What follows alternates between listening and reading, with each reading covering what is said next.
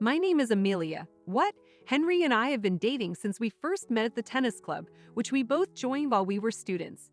He had always been the type of person who enjoyed living a life of luxury in comparison to the people around him. He used to give me gifts, and I would tell him informally that I wanted them on regular days that weren't even my birthday. All I wanted to see was your joyful face. Amelia, after seeing him smile and say something like that, I liked him even more, which is why I got it for you. After graduating from college, we tied the knot. We were the first of our friends to get married, and I had the time of my life celebrating with all of our friends. I worked for a company with Henry, but he had asked me if I would leave after we got married. I want to work and be there for you, Amelia, as your spouse. Amelia, I want you to take care of the house, and I would like you to greet me when I return home. I reasoned that his idea might be outdated in modern times. However, I also didn't mind living at home all day. In addition, I chose to resign from my work because upon getting married, I had hoped for that kind of conventional life as a young wife. Every day, I looked forward to cleaning and doing laundry while I waited for Henry to arrive home. Despite my intensive cleaning efforts, I still had a lot of free time due to the size of the apartment. We currently share a normal-sized rental flat between the two of us. Henry, who enjoys living luxuriously, was not really pleased with the situation. However, I requested that he respect my decision that we shouldn't overspend if he was the only one going to work. We chose the apartment and currently live there. Henry may find this flat a little small because he has always worn nice clothes and watches. Even though it was small, I absolutely liked it because it was our first apartment together. Henry and I were having supper one day when, as usual, he returned home from work and showed me an apartment advertisement. The rent was about 10 times higher than it is now, when the image of a room in an opulent apartment in a well-known neighborhood. Judging from the pictures, it looks like it would be worth it, but as I would have thought, paying this kind of rent would prevent me from having enough money for supper, which I was able to have today. This is a very wonderful space in my opinion. Living in a tiny apartment like the one we have today must be depressing. Please join me outside. Though I acknowledge your sentiments, the rent is exorbitant. We currently live in an apartment and I really like it here. Although it might be the ideal size for storage, this room is definitely not big enough to support a person's needs. I want you to put money aside. Let me handle it, please. Even with its small size, I believe it to be far larger than a storage room. Henry and I don't always see eye to eye when it comes to money.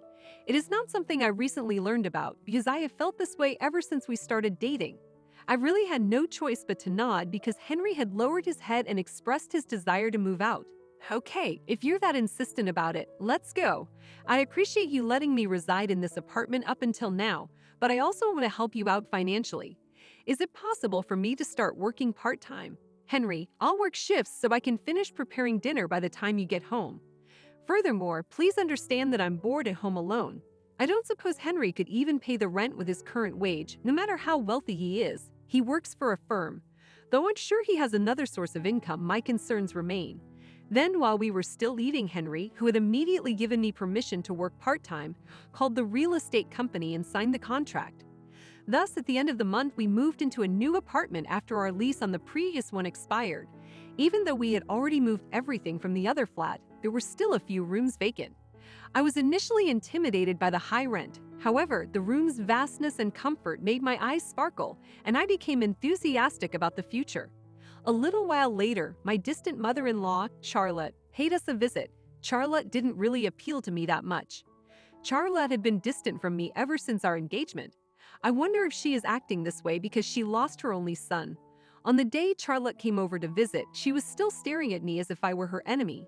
She has always been parsimonious with me over little things. You recently moved into a lovely apartment, but your cleaning technique is appalling. Actually, things are a little disorganized here. I understand that you've only ever lived in a little flat, but my son's filthy room makes me feel bad for him. You're his spouse, and you can't even properly clean the room. She snuck into the kitchen to peek into the refrigerator and traced her fingers down the window sashes to check for dust, much like those mother-in-laws in a TV drama. God, oh God, I heard you started a part-time job, by the way. My son informed me. I've heard you put in a lot of overtime each day for meager pay, a few $100s. You appear to be squandering a great deal of time. How on earth are you thinking? You're not really clear to me. How about visiting a beauty parlor and making an effort to look attractive to your spouse? Don't you think that you are so odd? So this was the family that gave Henry his sound financial judgment. It came from his folks. Of course, I would have already visited a beauty parlor and purchased a ton of adorable clothing if I had the money. However, I want to buy my own indulgences with my own money because I can't live off of Henry's wages forever. Since Charlotte and I couldn't truly comprehend one another, all I could do was smile warmly at her remarks. When I brought it up to him, Henry simply chuckled and went along with it. It wasn't like he was by my side. My frustration continued to simmer beneath the surface of my heart. Then Charlotte would frequently come visit me in the apartment, harass me, and never stop bragging about how wealthy she was in comparison to the rest of us. Initially, it was amusing to observe her frequent visits after we moved into a better apartment. At our previous apartment, she never came over to visit us, and eventually I got tired of her because she visited so often. Charlotte yelled and became scarlet when I told her that she had been visiting here too much lately. You know, I'm Henry's mother. Henry's apartment is like this. Then my presence here isn't odd in any way, is it? You're a poor person. It's kind of unusual that you're here. Your neighbor was a very lovely and elegant woman, and I noticed her when I was passing by. Naturally, I do not like you. I felt really ashamed. The fact that my son's wife was someone like you, not her, made me feel extremely ashamed. After Henry got home, Charlotte's lecture came to an end, having extended far into the night. Henry, I apologize. Can you place an order, please? I didn't even have time to make dinner. I'm heading outside to spend some time relaxing. What? Not for dinner. Over the course of today, what have you been up to? Mom worried about you, Amelia, which is why she came here. Thus, you ought to be looking after her. Today, I'm heading out for the evening. The hotel was reasonably priced and cozy. Henry didn't seem concerned when he noticed how tired I was, and until the sun sets, Charlotte simply uses me to vent her own frustration. I have nowhere for my head and heart to rest. Henry ignored me and struck up a conversation with Charlotte about placing an order for supper. I then hurried out of the house. I returned home at about noon the following day. I peeped at the front entrance and found Henry and Charlotte's shoes gone. Charlotte appeared to have returned home. I was ready for more of Charlotte's caustic tones. I was somewhat relieved, but when I entered the bedroom right away, I was astounded. The bedroom's bed was no longer there. I assumed someone had stolen it, but there had been no other thefts and nobody would steal that much. Regardless of the bed's cost, I assumed it had been stolen. I picked up the phone to ask Charlotte about the bed. Charlotte claimed to have brought it home with her, appearing indifferent to the situation. How come? Do you have any thoughts about that? That bed seemed too opulent for someone like you, am I right? That's why I understood it. Anyway, it was still clean. I'll be giving you a used mattress later on, so you may look forward to utilizing it. Though it's a little ripped, I believe it's perfect for you. On the other end of the phone, Charlotte was grinning at me and I became impatient. I smiled and replied, to Charlotte, who has been staring down on me for eternity. I see I don't require it. Why don't you get rid of that trash on your own? Furthermore, you didn't even apologize for stealing someone else's belongings without their consent. How come? You're acting quite haughty and conceited. That's how you've always looked down on people. Isn't that right? Because of this, people hate you.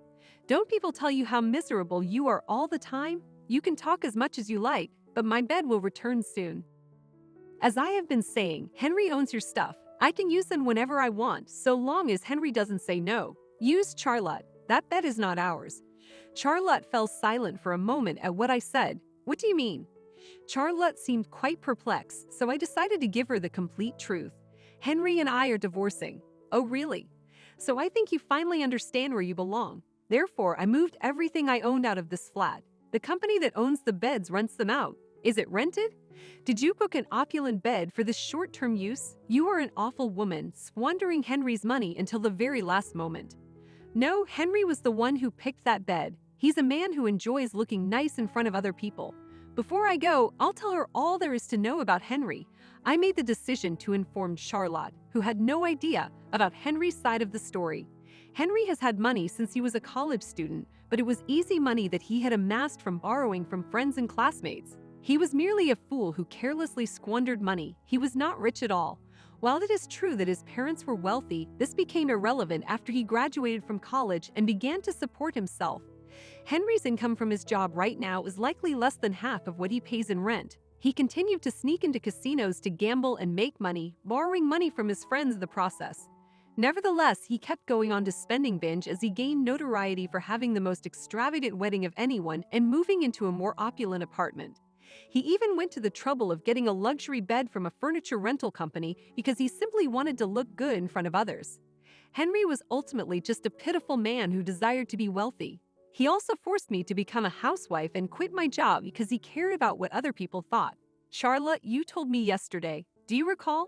The neighbor's wife was indeed a delightful individual. Henry told me the same thing last month. He replied, you ought to emulate her. Additionally, he remarked, I would look bad too if I weren't like her. With the same sweet smile that Dad used to offer me things, he stated this. That day, I showed Henry the divorce documents. I had truly reached my limit of tolerance. Charlotte, you've gone above and beyond for me. Kindly get ready for that bed. It costs a lot of money. Okay, I'll get in touch with the management company, and I'm sure they'll get in touch with you soon. Hold on, you should take the blame, don't you? Come fetch it at my house as soon as possible. This is a directive. At the very least, pay attention to your own husband's mother. Charlotte, since I am divorcing Henry, you are no longer my husband's mother. To me, you are nothing more than a stranger. I took a little breath and told Charlotte for sure.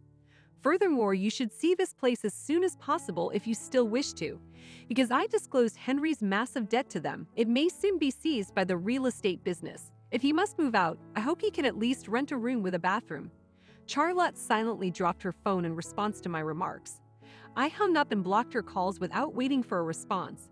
Okay, so that concludes the final cleaning up before the divorce. That day, I left Henry's flat. Later, I discovered that they had evicted Henry from that room. I have heard that he complained all the way to the end about how well paid he was and how soon he would pay off his obligations, but that didn't stop him from being evicted right away. The company graciously offered him another place at a very low cost, but it was only half the size of our first flat. The friends from whom he had borrowed money have distanced themselves from him, and the only burden he has is the amount he needs to pay back to them. Regarding the bed, it appeared that Charlotte had removed it without authorization, causing some scrapes and ripped bits of cloth.